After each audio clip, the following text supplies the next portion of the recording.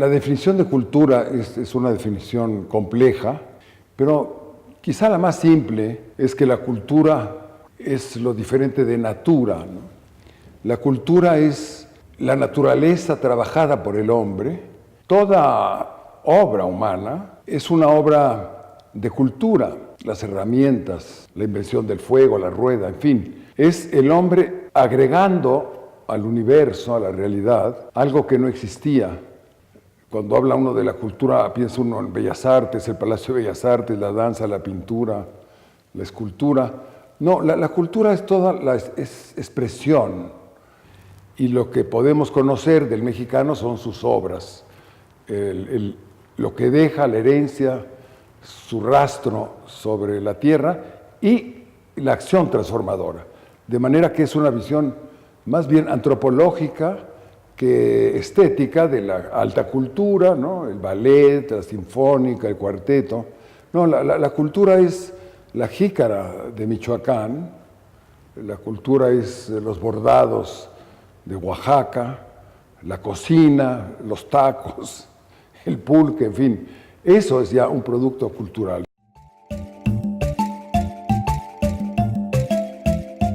Pues van desde la cocina, desde una buena salsa hecha en un metate, hasta la pirámide de Teotihuacán.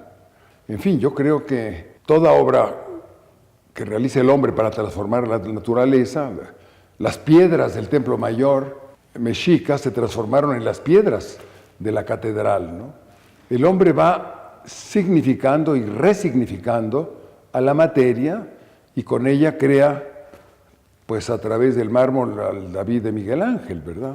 Yo creo que hay que valorarlas todas. Una cierta visión quiere, desde el punto de vista estético, concentrarse en las grandes obras de expresión de belleza que realizan los artistas, pero están los artesanos, está la mujer que crea, con su bordado, está creando una obra de arte, ¿no?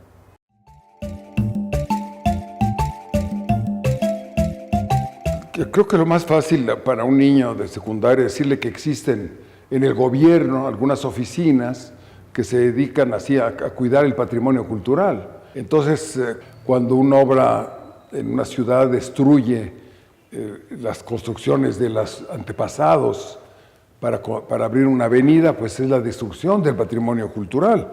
Y hay una lista, por ejemplo, la Ciudad de México, Teotihuacán, Puebla, Chichén Itzá, son patrimonio cultural de la humanidad, ¿no? Están clasificadas por la UNESCO como patrimonio cultural de la humanidad.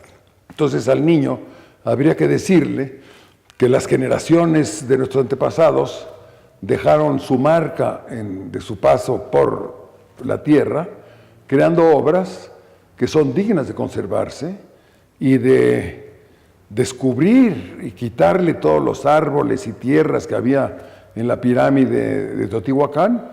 Una de las obras principales que hizo don Porfirio para 1910, además de la columna de la Independencia, fue rescatar Teotihuacán. Los visitantes venían a la inauguración de la columna de la Independencia, pero todos fueron a ver cómo Batres, un arqueólogo, había redescubierto, limpiado la pirámide de Teotihuacán. Entonces, son cosas que hay que estar protegiendo y quitándoles la tierra, el polvo. Es increíble.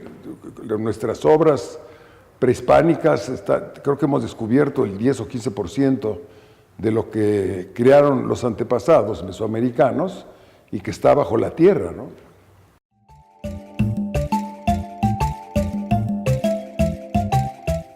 La distancia que existe entre lo que es México y lo que creen los mexicanos que es México es enorme. Y en buena medida se debe a los medios de comunicación, al sistema educativo, por ejemplo. Sí creo que vivimos una enorme decadencia a nivel de clase política, que no se dedica a ver a definir cuáles son las prioridades simbólicas que hay que preservar y difundir a través de nuestro sistema educativo y de nuestro sistema de medios de comunicación.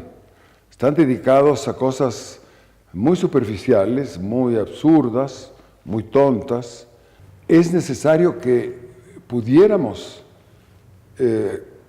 explicarle a los niños los grandes valores simbólicos.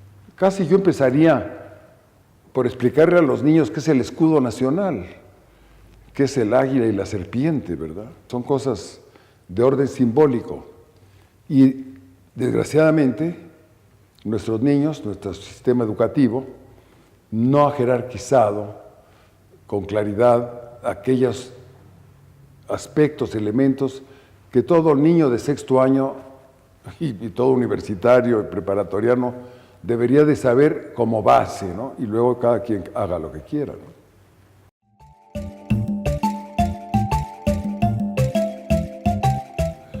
Bueno, yo creo que, bueno, una tarea fundamental del Instituto de la Mexicanidad, encontrar 50, 20 puntos auténticamente prioritarios. ¿Cuáles son los grandes vacíos, los grandes crímenes que ha creado el sistema político mexicano en relación a la cultura? Realmente hacer el catálogo de aquello que tiene que ver con la educación, con la cultura, y encontrar los aspectos realmente graves a los que debería abocarse el nuevo jefe de Estado o jefa de Estado, y que se pudiera hacer una auditoría en el gasto que se ha realizado en los últimos 15 años o 30 años en esa modernización educativa y a dónde nos ha llevado. Creo que son las cosas, entre otras, las que habría que hacer muy conscientes a los aspirantes a dirigir a nuestro país.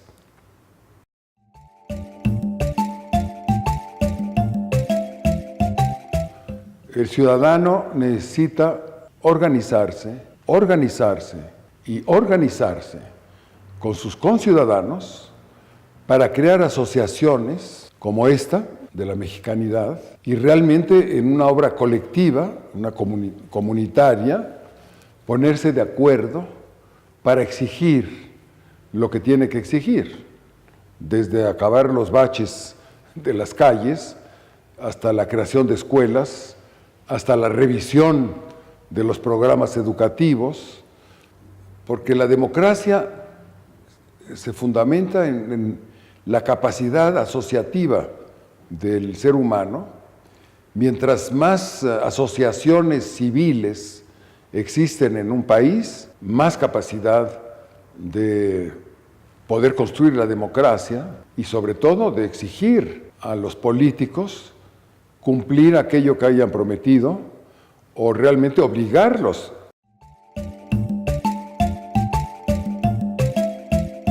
En todos lados hay regiones, ¿no? Y México no es una excepción. Pero a veces para identificar una cultura nacional, a veces es interesante verla desde fuera y no los que estamos adentro, ¿no? Estas regiones, entre Yucatán y la Tarahumara, pues habría que irnos a ese México que está del otro lado del río Bravo, que ya son como 40 millones, una cosa así, y que también es México, ¿no? Y que fue tierra mexicana, ¿no? Entonces, esa idea de México que tiene que desbordar las fronteras, hay una diáspora, ¿no? La diáspora, como la diáspora china que dominaba el comercio en Asia, la cantidad de chinos que estaban fuera de su país, o de mexicanos que están en Chicago y en la frontera con Canadá y en Nueva York, es una realidad de México, la diáspora mexicana, ¿no? El hombre camina con su cultura atraviesa las fronteras con su cultura, con su manera de comer, de caminar, de vestirse, de recordar. Entonces yo creo que sí, la fuerza de la cultura mexicana es muy amplia, muy poderosa y que desborda sus fronteras. El grave problema es la ignorancia que tenemos en general los mexicanos de los valores que se han creado en nuestro territorio, el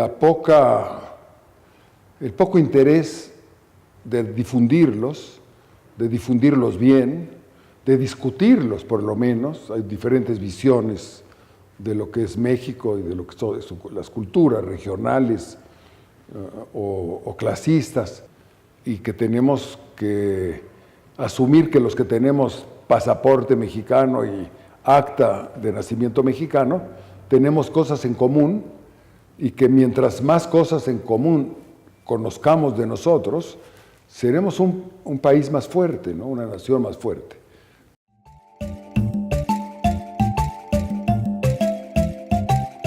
Bueno, las políticas públicas tendrán que salir del conocimiento que tengan los mexicanos, los políticos, los que quieren ser jefes de Estado, de las grandes carencias de nuestra nación. Carencias físicas, alimentarias, y carencias espirituales, las carencias educativas. Me preocupa mucho a mí el aspecto simbólico de la representación de lo que es la mexicanidad, o que es nuestra historia, y la ignorancia y la manera en que se atacan esos aspectos en las últimas décadas es deplorable. Estamos en una verdadera crisis espiritual. Por eso es tan importante la labor que puede realizar el Instituto de la Mexicanidad, explorando, discutiendo, definiendo conceptos y caminos para hacer un México mejor, una nación mejor.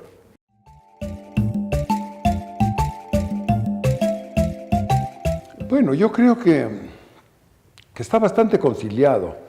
México es una potencia turística, es un país sumamente atractivo para el mundo. No se hace la suficiente difusión, pero no estamos mal desde el punto de vista de turismo. Ahora, ¿qué es lo que pasa? Que todos esos millones de turistas que vienen a México vienen con paquetes pagados en París, en Londres, en Japón, en China, a hoteles españoles, japoneses, americanos, ingleses, y el que gana un poquito con el turismo es el vendedor de periódicos o el que limpia los zapatos, el mesero, ¿no? Que se queda un poco de dinero, porque todo ya está pagado a estas grandes compañías transnacionales. El turismo debería ser uno de los ingresos más importantes de nuestro país. La riqueza más importante que tiene México desde fuera, en dólares, es las remesas de nuestros millones de mexicanos que por necesidad de miseria, de falta de empleo, de trabajo, tuvieron que emigrar, no por ganas. Entonces yo creo que una de las primeras cosas habría que esos turistas permanentes que son nuestros mexicanos arriba del Río Bravo, que se siguen sintiendo mexicanos, pudieran enviar el dinero a México con mayor efectividad que las grandes campañas turísticas.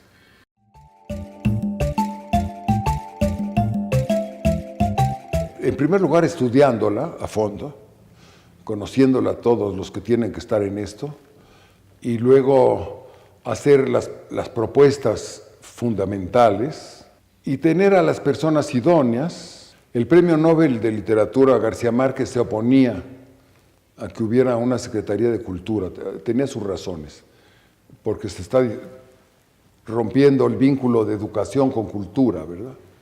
Pero en fin, hay una ley de cultura que se tardó la Revolución Mexicana más de un siglo en imaginarla, ¿no? Todo era educación la cultura estaba dentro de la Secretaría de Educación. Yo creo que habría que discutir a fondo, identificar los graves problemas que tiene esa ley, difundirlos, escribir cuáles son esos grandes defectos y hacer que los aspirantes a gobernarnos, los conozcan y sepan qué se tiene que hacer con la cultura, ¿no? Y creo que tenemos que hacer, sobre todo, una gran reforma en los medios de comunicación del Estado y de los comerciales. Con la nueva revolución tecnológica, tenemos en nuestras manos la posibilidad de enviar mensajes significativos y no la cantidad de tonterías que escucha uno en los noticieros que todos los mexicanos oímos.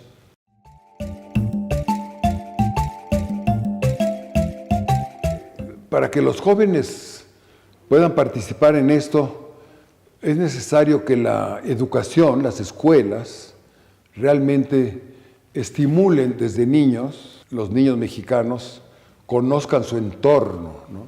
Y que vayan a conocer lo que hay alrededor, cuáles son los museos, qué significan las plazas, qué significan sus monumentos, para que lo pudieran respetar y saber que existen y qué significa.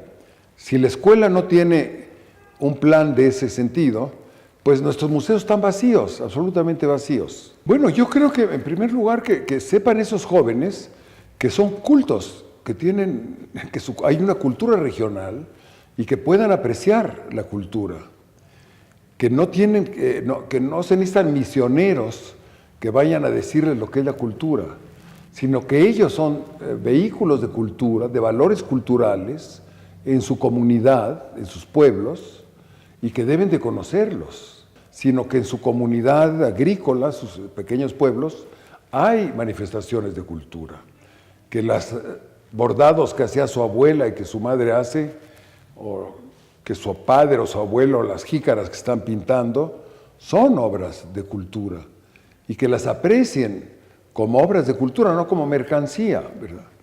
En fin, el asunto es una visión antropológica de la cultura para que el niño y el joven reconozca que son portadores de cultura, que son herederos de cultura y que ellos están creando cultura.